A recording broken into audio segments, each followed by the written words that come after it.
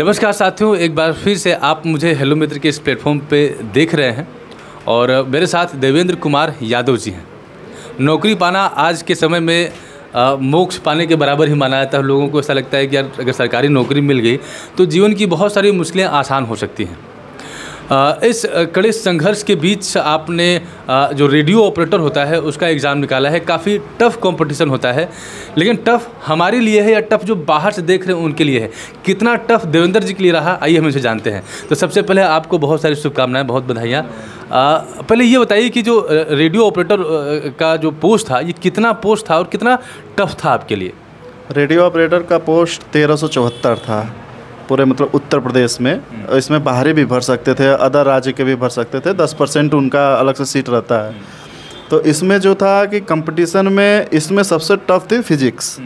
इस पूरे कंपटीशन में सबसे टफ था फिजिक्स, और बाकी और सब्जेक्ट तो जैसे कि यूपीएसआई हम लोग तैयारी करते थे उसी लेवल का था। फिजिक्स ही टफ था, बस जो फिजिक्स में मार लिया बाजी वो नौकरी पा गया सिलेक्शन।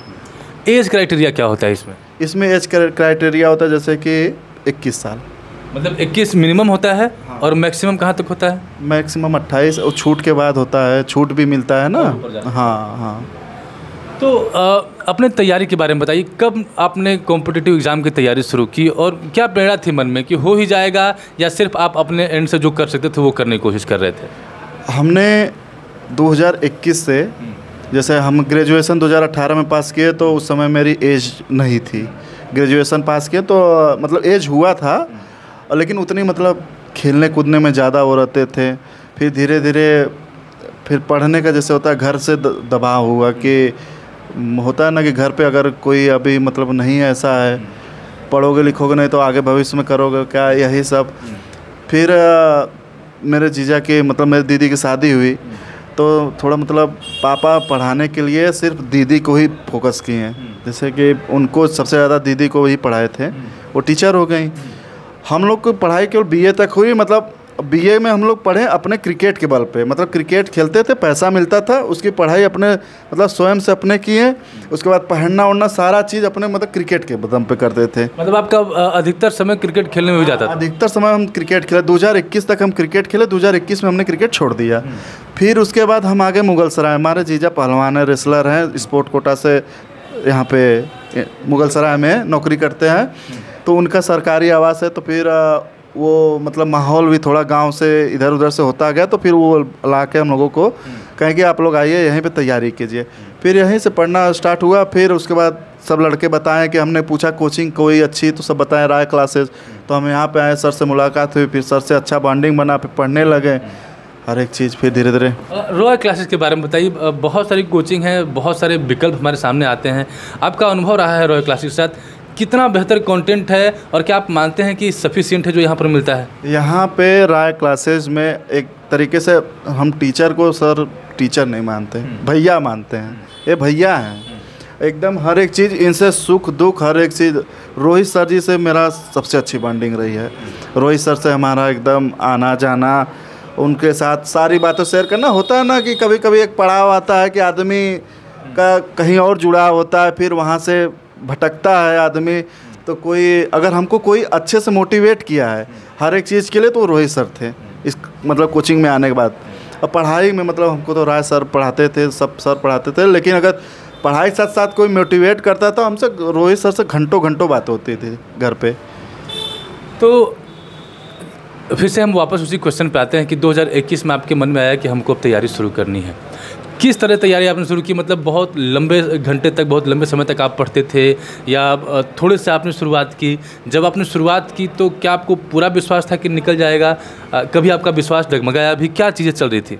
मेरा 2021 में एक बार विश्वास डगमगाया जब यूपीएसआई की परीक्षा हुई, क्योंकि उस यूपीएसआई की परीक्षा में हमने 114 क्वेश्चन अटेम्प्ट किए और मेरा सिलेक्शन नहीं हुआ। तो मैं थोड़ा मतलब बहुत निराश था कि मतलब इतना हाई कट ऑफ कभी नहीं गया था। यूपीएसआई का कंपटीशन इतनी बढ़ गई कि यूपीएसआई का कट ऑफ इतना हाई चला गया। तो उस हिसाब से हम लोगों को मतलब फिर उस हिसाब से बनाना पड़ता है कि कैसे पढ़ना है कि अब 114 जब 130 पे 25 पे बन रहा है तो उस हिसाब से पढ़ाई को थोड़ा ऊपर का, क्योंकि 5 घंटे 6 घंटे से अब सिलेक्शन होने वाला बहुत ही कम है। 5 घंटे से नहीं हो, कम से कम 7 घंटे 8 घंटे वाले इलाहाबाद आप चले जाइए कोचिंग में, देख लीजिए 8-8 घंटे 9-9 घंटे लड़के पढ़ रहे हैं। तो कंपटीशन वहाँ से उठ रहा है, कंपटीशन उठ रहा है, तो उसको पार करने कम से कम आपको मेहनत से 7 घंटे 8 घंटे पढ़ने होंगे। वो जो आपका 6 से 7 घंटे वाला दौर रहा, या जो आपका होता है ना कि एक गहन अध्ययन, वो दौर कितने समय का था? 2 साल 3 साल 4 साल, कितने समय तक आपने लगातार डिसिप्लिन होकर उतना समय तक पढ़ा? कम से कम 7 महीने। 7 महीने, क्योंकि यहाँ पे जब मैं कोचिंग पे आया तो सुबह आता था कोचिंग करने, कोचिंग करके यहाँ से जाता था, और मैं स्वयं मतलब यहाँ पे रूम पे कोई नहीं रहता था, मैं खाना पीना बनाता था, खाना पीना खाने के बाद हल्की से नींद लेता था। उसके बाद शाम होता था तब मैं मतलब कि केवल पढ़ाई पे फोकस करता। वज़न काफ़ी ज़्यादा बढ़ गया था, तो वज़न बढ़ गया था तो थोड़ा वो भी दिक्कत था कि एग्ज़ाम निकल गया तो दौड़ नहीं पाएंगे। लेकिन फिर जब एग्ज़ाम निकल गया तो अच्छा हुआ कि भर्ती प्रक्रिया थोड़ी लेट हुई, दौड़ने का समय मिल गया, हर एक चीज़ हुआ, तो दौड़ अच्छे से क्लियर हो गया। 28 मिनट में दौड़ना था, 24 मिनट में हम लोग अपना क्लियर किए। तो दोनों चुनौतियाँ थी, मतलब क्रिकेट भी छोड़ना अपने आप में, क्योंकि जो क्रिकेट वाले होते हैं वो एकदम पागल जैसे हो जाते हैं, मतलब उसके अलावा कुछ पसंद ही नहीं आता है। अरे हम तो बता रहे हैं कि क्रिकेट, हम जब परीक्षा एग्ज़ाम मेरा निकल गया तो मैं दौड़ के समय इतना डिसिप्लिन था कि बस उसी समय क्रिकेट छोड़ा हूँ। दौड़ मेरा क्लियर हुआ, उसके बाद मेरा मेडिकल बचा था, फिर भी क्रिकेट खेलता हूँ। आज यहाँ से जाऊँगा फिर क्रिकेट खेलूँगा, फिर क्रिकेट खेलूँगा, मैच है तो क्रिकेट नहीं छूटने वाला है। और ट्रेनिंग करेंगे, ट्रेनिंग करने के बाद होंगे जाएंगे ड्यूटी ज्वाइन करेंगे तो मौका मिलेगा तो ज़रूर। क्रिकेट ऐसी गेम ही है कि छूट ही नहीं सकता। सबका अपना अपना तरीका होता है। आपके केस में क्या चीज़ आपके लिए बहुत सपोर्टिव रही जिसके चलते आपका एग्ज़ाम निकल गया? मेरे केस में मेरी माँ का आंसू सबसे सपोर्टिव था। मतलब परिवार को आप देखते थे, उनके संघर्षों को देखते थे? मेरी सबसे ज़्यादा संघर्ष अगर कोई किया तो मेरी माँ। हम लोगों के लिए सब कुछ, मतलब समझ लीजिए कि एक तरह से होता है ना कि अपना श्रृंगार तक छोड़ दी। उसको होता है कि समय से पहले, मतलब होता है ना कि इतना संघर्ष होता है कि कुछ लोग कम उम्र में भी बूढ़े हो जाते हैं, हर एक चीज़। तो वो मेरी माँ सबसे ज़्यादा सपोर्टिव रही हर एक चीज़ का।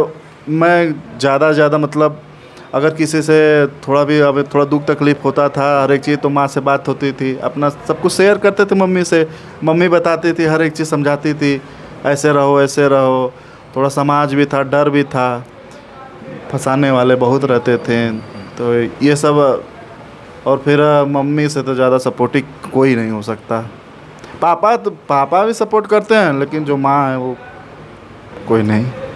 तो एक बार पुनः आपके बेहतर और उज्जवल भविष्य के लिए आपको बहुत सारी शुभकामनाएं।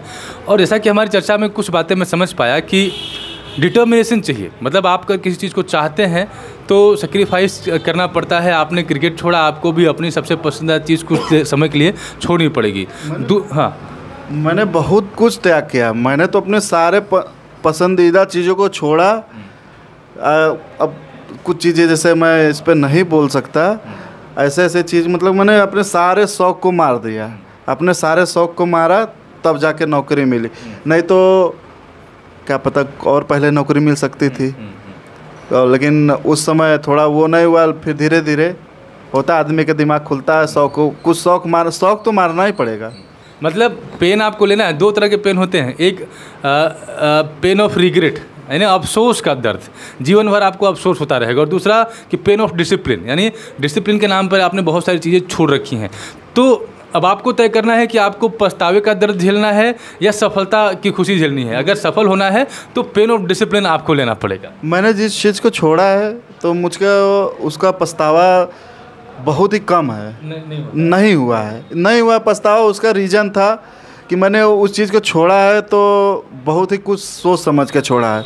अब उस चीज़ का पछतावा नहीं करें। वैसे भी मैं प्रेमानंद महाराज का बहुत बड़ा भक्त हूँ। उनका कहना है कि जो चीज़ छोड़ दी है उसके बाद उसके पीछे दोबारा मत जाओ। अगर जाओगे तो चीज़ तकलीफ़ देगी, तो उस चीज़ के पीछे हम नहीं जाते कभी। जो चीज़ छोड़ दिया, अब उस चीज़ को छोड़ें। उस चीज़ को छोड़ने के बाद मुझे ऐसा कभी नहीं लगा कि मतलब कि मैंने गलत किया। मैंने उस चीज़ को छोड़ा, सही किया, क्योंकि मुझे मेरा परिवार, मुझे सब कुछ, मेरा परिवार खुश तो सब कुछ खुश, मेरी माँ खुश तो पूरी दुनिया खुश।